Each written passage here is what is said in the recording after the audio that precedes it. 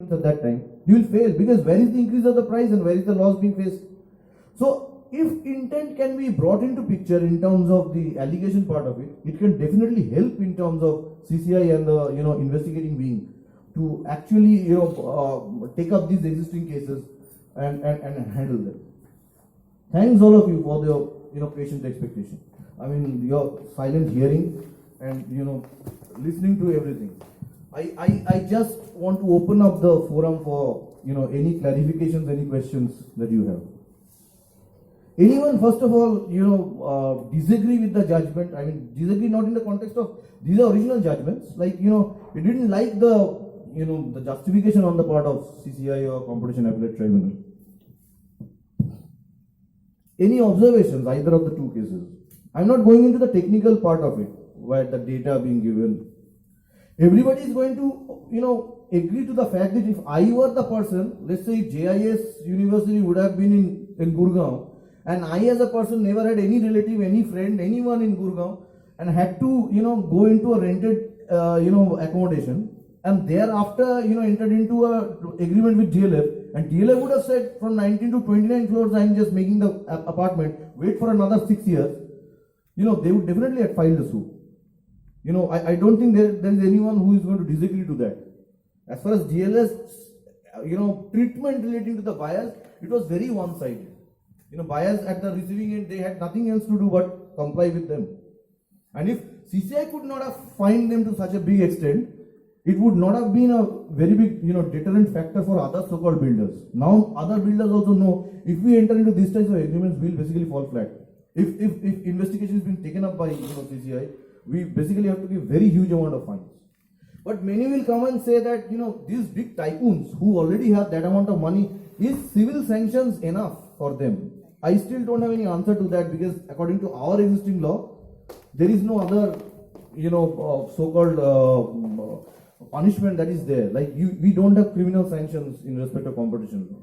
The only punishment that is there is 10% of maximum annual turnover that you can pay as fines. Any questions? Any observations? Yes, Ronald wants to say something. Is a geo case, is that an example of predatory pricing? Go ahead. Is that an example of predatory pricing? Yes, obviously. But go one step ahead. In the context of geo case, how did you want to see the case as such? I mean, the way Geo is marketing its product, It was below price pricing, firstly. Below cost pricing. There is no doubt about that. But the question of, there is one big requirement over there is you have to also show how many players in the same market have been thrown away. Actually, the other companies leaving the market, it's a gradual process. Ek din mein nahi hota hai. It's like, a shark comes up and thereafter dominates the entire sea. All the other so-called flesh eaters, all the fishes will not disappear in one single day. It will take time. It's like, when I'll give examples when Virender Sehwag used to come with the advertisement of, Reliance, when those Reliance phones came up, 10 paise mein duniya mutti or something of that sort. Obviously, Reliance were being called up by Competition Commission of India at that time.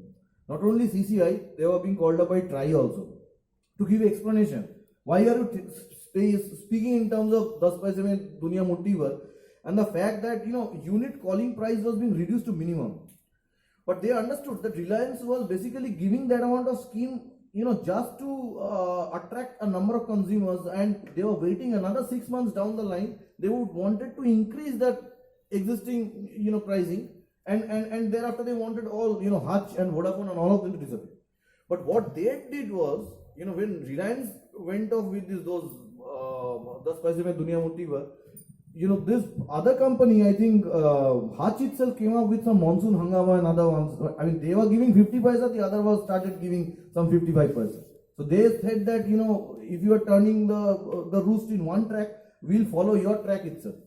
So that was one way things were being handled. But better than that, Reliance had one big weapon in their hand that at that time they were not dominant. They came and gave a representation before the Competition Commission of India and Telecom Regulatory Authority of India and said that our existing market share in the cell phone market was only 25 to 24%. It was not dominating as such. There were a lot of competitors who are doing business very close to them. That is one part. The biggest part of it is that, people like stakeholders, people like us, people like the other small companies, they always want to see that the big companies, whether they are actually really punished. If answer is yes, they can say that yes, there is law and order.